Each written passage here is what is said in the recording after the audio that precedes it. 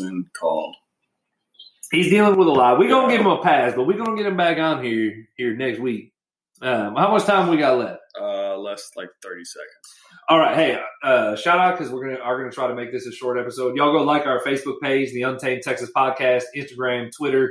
You can email us. Check out Mama Jean and Love Winks. I'm going to post a link. I did already post it once. Skyla.lovewinks.com. Skyla, no R. I got better at it. I got better. Yeah, he has gotten better at it. We're glad we can do this little filler. We really want y'all to keep listening. We will be back next. Welcome back to the ending of this podcast. We got Justin Appleseed on. You almost said Johnny. I know. I keep on getting confused with Johnny. Justin, how you doing? You better not fucking call me Johnny Appleseed. Justin, how you doing, brother? Been better. Been hella better, really. Yeah. So for those of y'all, I mean, I think everybody pretty much knows. We had a tornado. What category was that, Justin? Do you know?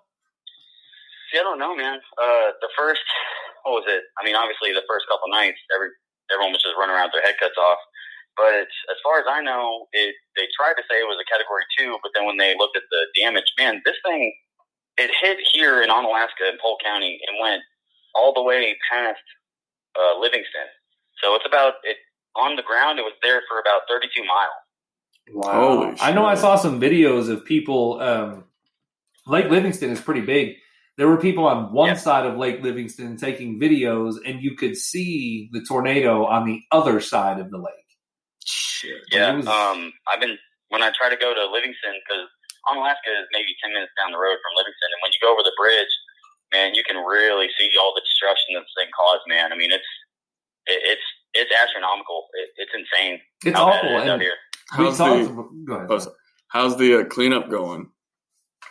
It's shitty. How do you think it's going? Well, I meant like, yeah, you're right. But like, I mean, what I mean by cleanup is like, have you had other people on the outside come by, help y'all out or anything like that haven't been? Yeah. Dude, yeah. Our first few days, we had a whole bunch of family come out, and there was more chainsaws than I know how to count out here cutting down trees and stuff, man. It was insane. And I think everybody who's reached out and offered their help, came to help, even just send a decent enough message to say, hey, we're thinking about you, praying for you. Like, I can't tell you how much we all appreciate that. Seriously. And you guys too, man. I mean, it's, as far as that goes, the help has been there. Really, at this point, all we're waiting for is the government help, which we don't know. There's no say on that. Good luck with that. Yeah, no shit. Well, we've been thinking, it's such a big disaster that, FEMA's going to come help. Well, it's not that simple. It has to get cleared through the county, then cleared through the state, which, as far as I know, the governor declared a disaster and emergency situation and everything, but I guess federally that's where FEMA has to come in, and that's no one really has a straight answer. We really don't know.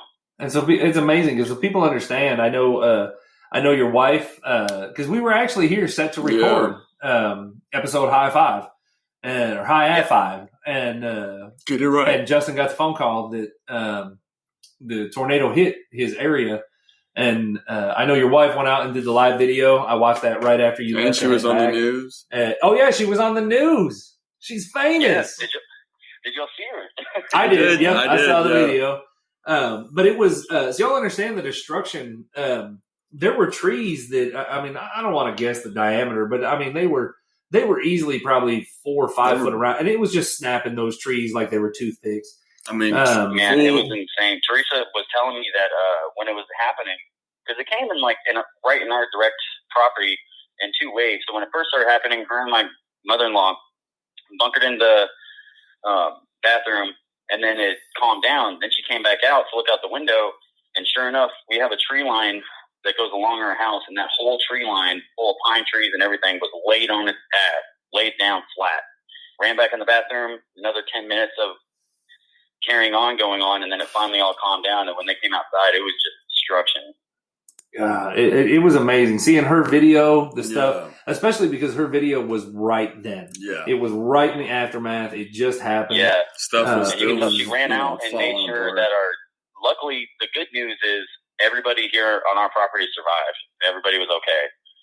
I don't know how. I guess God put his hand over our property because everyone came out on top okay. I mean, there was a house across from us that came off the ground and flipped over upside down with a family of 5 in there, and they all walked out. Wow. And it's just, it seems very surreal. I know I mentioned before I grew up in upstate New York. It seems surreal to people up there. Tornadoes don't hit, right? In New York State.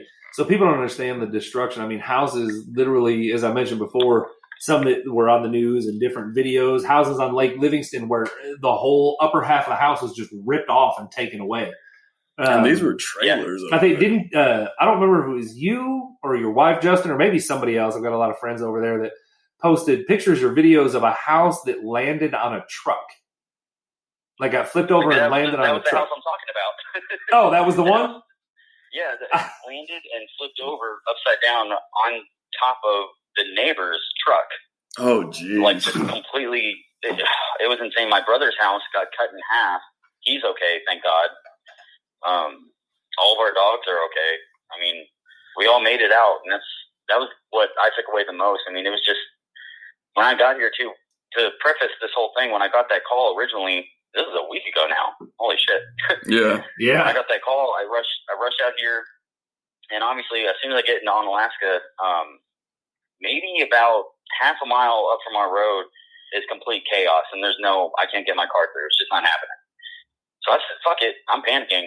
And I pull off to the side of the road and park it and just start running. And from where I was at, a half a mile up from where I lived, I can't recognize anything. And I'm panicking and I'm running over trees, people everywhere. I would have missed our main road that leads to my house had a family friend on our property not been out on that road flagging me down. I didn't recognize, you can't recognize anything out here. It's unrecognizable. Have they, because you told me, because when you had texted us asking, you were going to ask us to come and help, you said that we couldn't because they had closed down the roads. Have they opened the roads? So, and that's a whole nother fun thing I'm going to get into with y'all.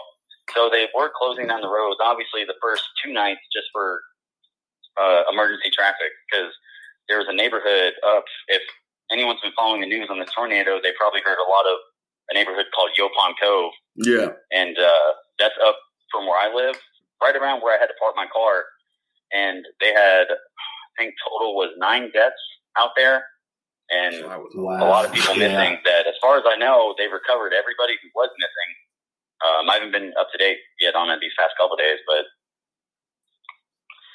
man, this is just surreal.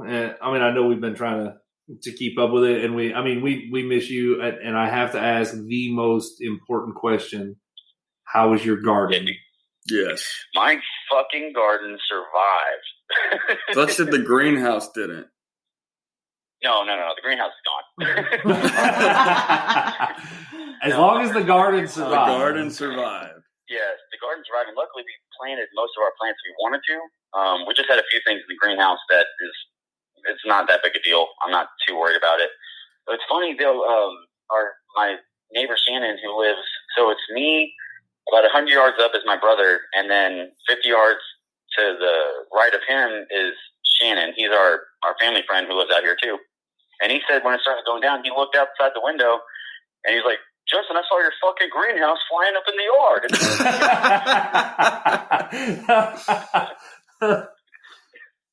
Not in Kansas anymore, yeah. Toto. Yeah, no shit. But to get back to what I was talking about, the roads getting closed down, they shut everything down, for about 2 days just for emergency traffic. Then the next few nights hit, and they were shutting. You couldn't travel in and out of this road going in and out of Onalaska for a few nights. And I kind of wish they would still do it because of fucking looters. Looters fucking everywhere, man. Really? Really. Like, no shit. We had some people trying to come out here a few nights. And I do not advocate murder, but my advice to you is shoot them. Shoot them. And no, I was about to say, we all sat there pretty strongly. You shoot on sight. Like, you're coming around here, you're going to get it. Well, if you need any help, let us know. If the roads are open, I know I can come up there tomorrow. If you need help still, I got you, my man. I'm not volunteering anybody. but you can volunteer anybody. But we are. I mean, we're obviously we're very understanding. We want y'all to get everything set. We're also ready to have you back here in front of a microphone, man. I mean, we've got all those tens of fans that just want to hear your voice.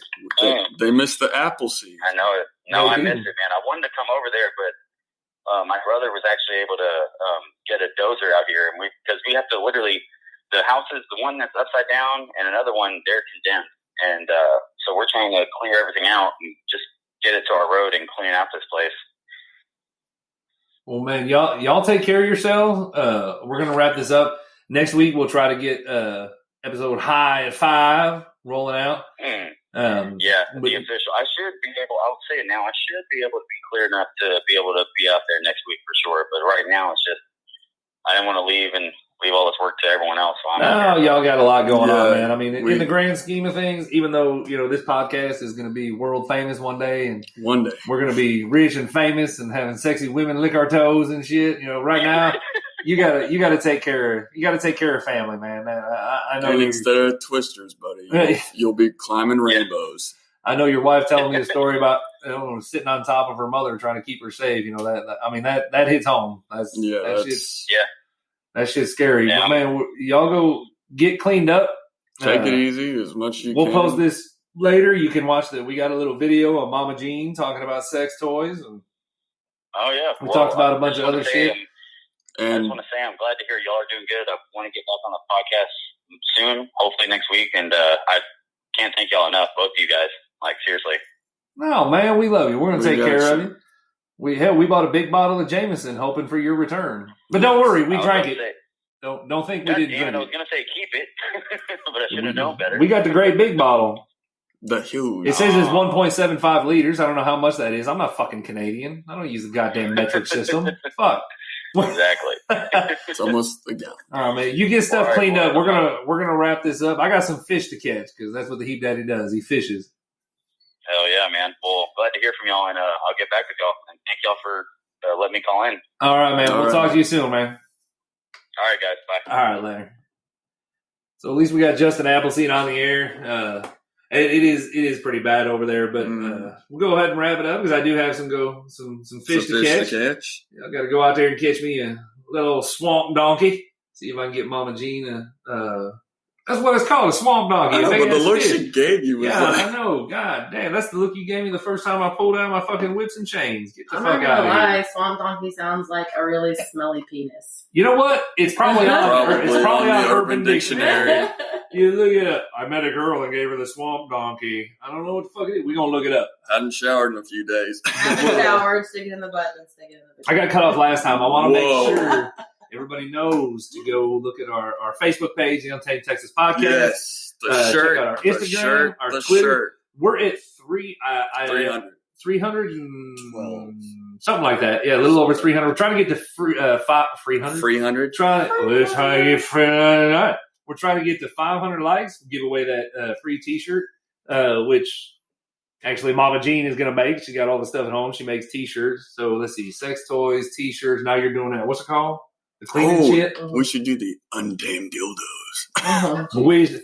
I really, because we were doing the video, I really wanted her to bring.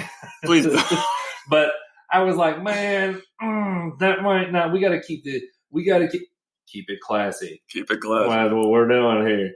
Right, but check out all our social media. We are still doing the auction, and actually, I'm going to say one person's name from work. I do want to give a shout out to Deborah Allen. She's I can't say what she does, but she works with us. Right. She did stop me in the parking lot the other day and gave me a small donation for the auction. Said she wanted to help out. We do want to help these small businesses. And again, we bought Mama Jean on.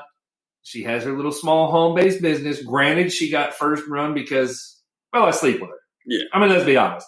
But if you have a small business, not just a home-based business, a mom-and-pop store, anything, if you want some you want to get yourself in the public eye, you want some exposure, please come out and see us. We will bring you on. You can sit here and talk to us for a little while.